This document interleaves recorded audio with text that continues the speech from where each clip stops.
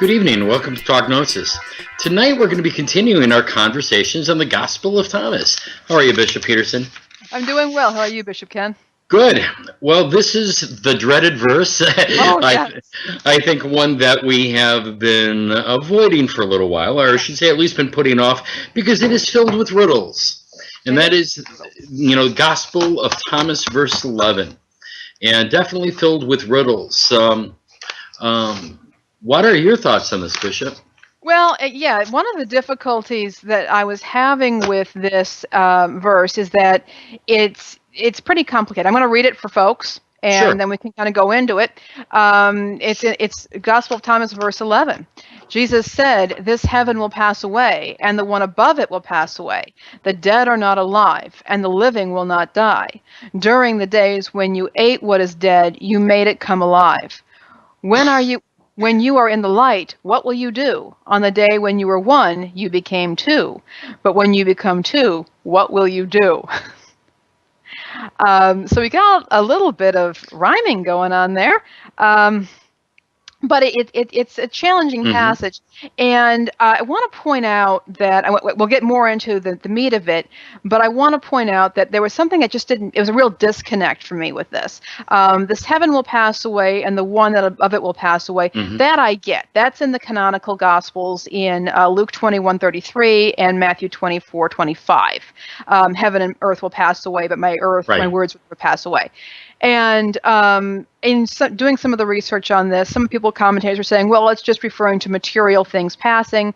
One commentator noted that, this heaven will pass away, and the one above it will pass away. In other words, the first and the second heavens. The first heaven being perhaps our own atmosphere, the second being the planetary heaven, where the planets are. So I think that has some really interesting implications, given what we've talked about in the past regarding the archons being attached to planetary energies. So that itself was not that big of a deal for me. But then we get into this whole thing about the dead are not alive and the living will not die. During the days when you ate what was dead, you made it come alive. Now, we've seen this a little bit earlier when we talk about the lion eating the man and the man eating the lion and integrating the lion into him and making that human. Now we've got something going on here with the dead are not alive, but when we take in dead matter, it becomes a part of us. It becomes living. Now, then it just goes into this, when you are in the light, what will you do? On the day when you were one, you became two, but when you became two, what will you do? So there's something of a disconnect in there between you made it become alive, and then you go when you are in the light. Well, there's no mention of the light earlier, and there's also no question, what will you do after that first part? Now, scholar Marvin Meyer, in his commentary on the Gospel of Thomas, offers an alternative understanding of this based on Hippolytus's refutation against all heresies. According to Brother Hippolytus, we have him saying about the Gnostics, so they say, if you ate dead things and made them living, what will you do if you eat living things? Which might suggest that there was another part of this teaching, which was, what will you do if you eat living things? Martin, he goes on to suggest a possible text way, a re-understanding of this text, or a possible way of understanding what the original words were, to be something along the lines of, during the days when you ate what is dead, you made it alive. When you eat what is alive, what will you do? During the days when you were in darkness, you saw the light. When you are in the light, what will you do? On eating and making alive that which is dead. Okay, and then he goes on to talk about the Gospel of Thomas saying in 7 about the lion. But I think that this is an interesting suggestion. It certainly is not in the Gospel of Thomas, but that this may have been a teaching that did not come down completely. And that would certainly balance out the passage and make it a little easier to understand.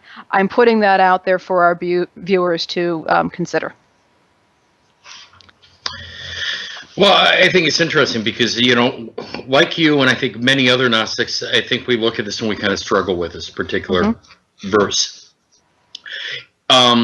It does seem to be kind of out there and not in the rest of the context that we see in a lot of the Gospel of Thomas. I've always looked at this particular verse, and you almost see three kind of distinct questions, four various riddles in here. And you almost kind of question, was this, a particular text or riddle that might have been to a particular initiatic organization or Gnostic group? Were these part of the riddles and questions that got very specific answers back? Was this their almost methods of recognition? Some of this, like you said, definitely lines right up with some of the Gospels. The first verse definitely lines up with Luke.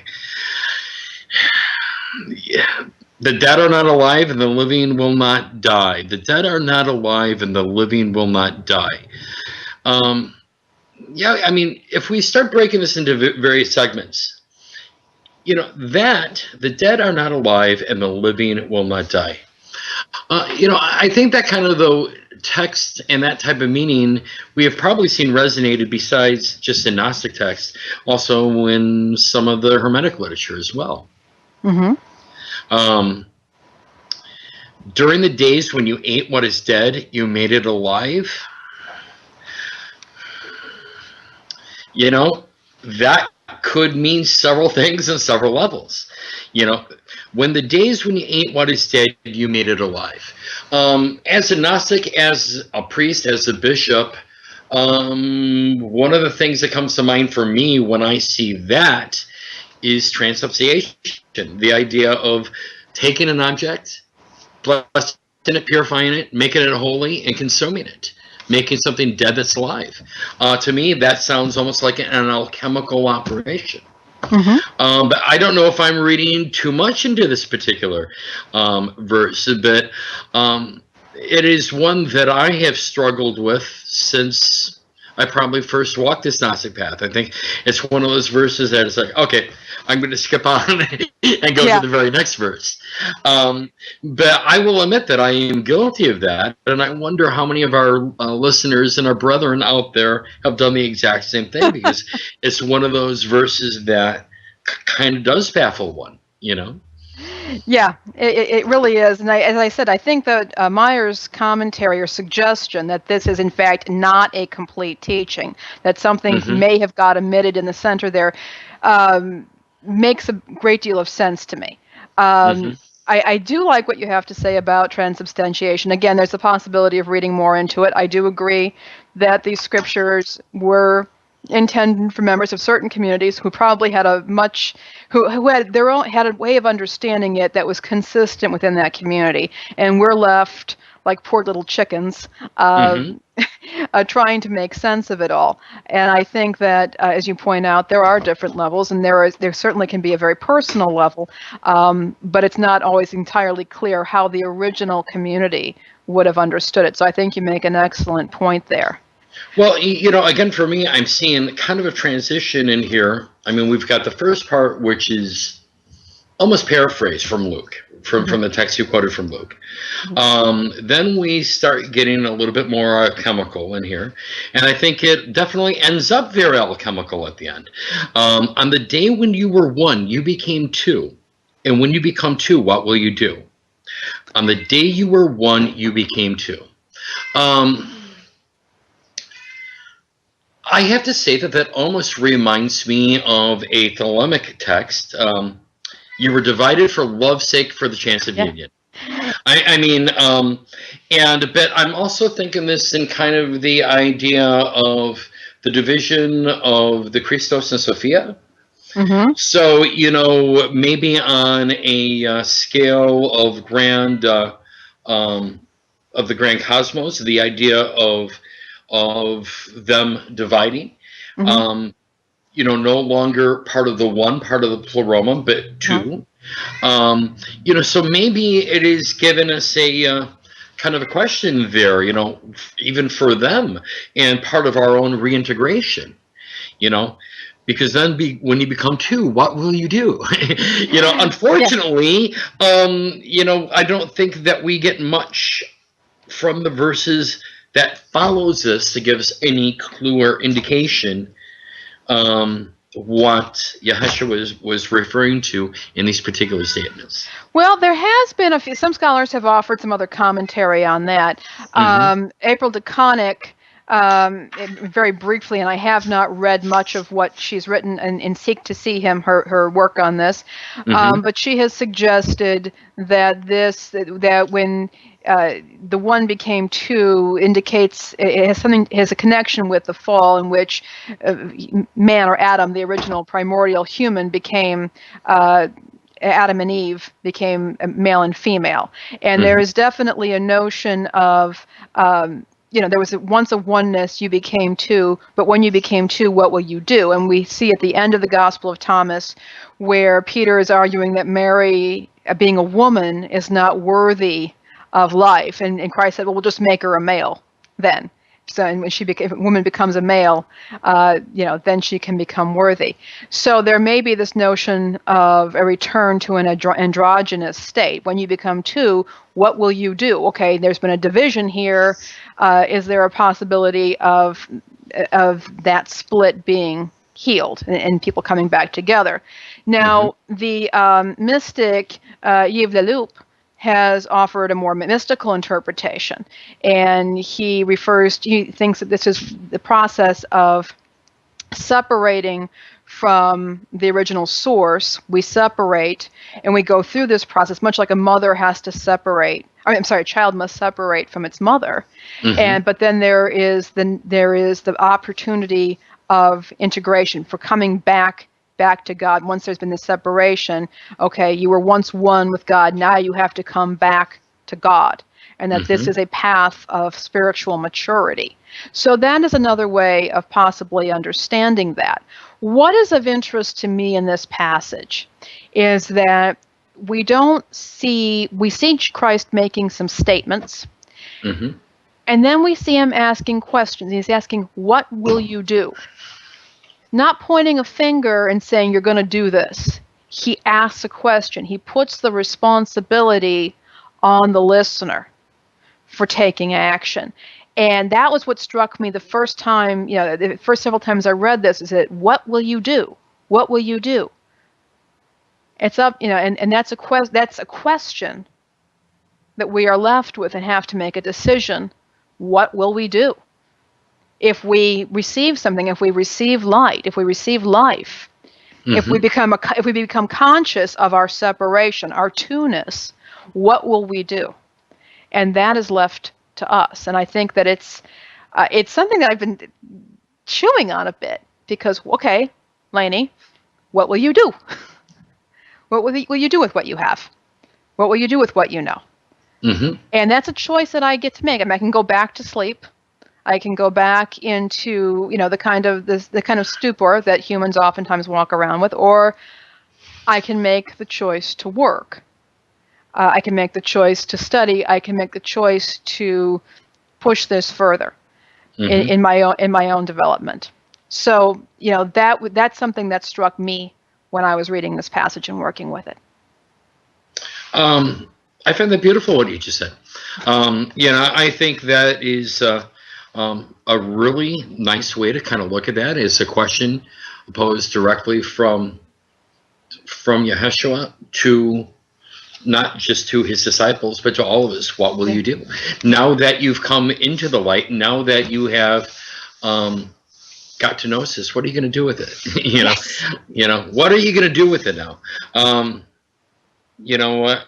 I think that is that is something that I constantly have to ask myself, and I would tell any of my students or friends that I work with, the same thing. What do you do when you become a Gnostic? When the light bulb goes up and you go,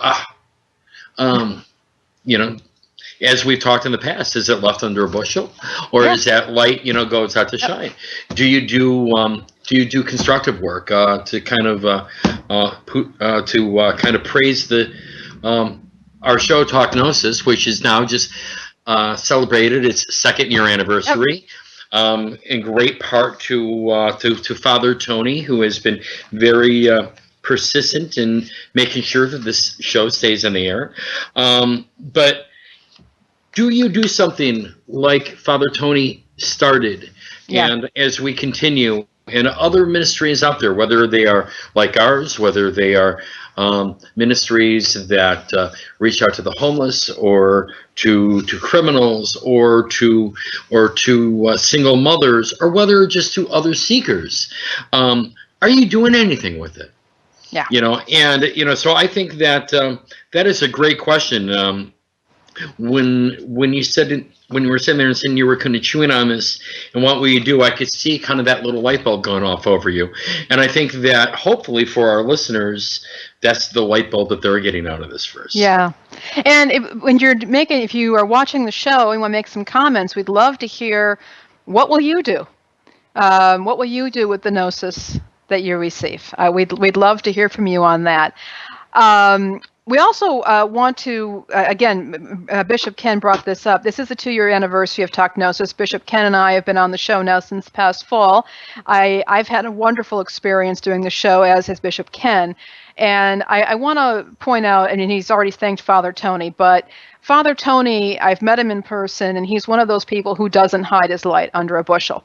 He's a wonderful human being who's done a lot for the Gnostic community. He's the one who said, I'm not going to be secret about this. I'm not going to make Gnosticism a secret club. I'm going to share it. We need to share it. And we hear from people all the time who are a bit isolated, who are really encouraged by this show. And it's because of Father Tony that it's there. So happy anniversary, Father Tony.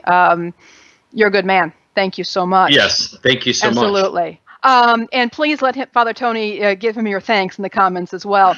I do want to point out that if you have enjoyed this show and found it helpful, you can help support the show through our Patreon program, which allows you to pledge a small amount of money per show or per podcast every month. You can also set a cap on it so that you're not in a situation where you end up spending more than you plan to.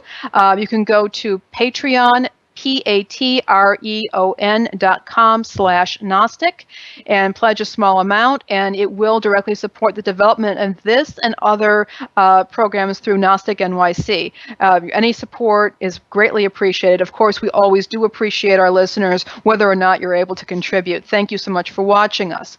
Also wanted to remind everybody that following this show, Patreon supporters will be able to tune in and actually watch us tape our After Dark podcast, and then the After Dark podcast will be available on our website, our Facebook page, and through iTunes and Stitcher, I believe it's called. Okay, thank you, Father. For downloading and listening within a couple of days. So please do. We're going to talk more about this and about Talk Gnosis on that show. So please feel free to check in and download it for your listening pleasure later on. Fantastic. Again, thank you, Father Tony, for 2 wonderful years, and for allowing myself and Bishop Petersen to be part of this great experience with you. To all our viewers, make sure you follow us on Talk Gnosis After Dark, and we will see you next week. Thank you. Take care, everybody. Good night. Good night.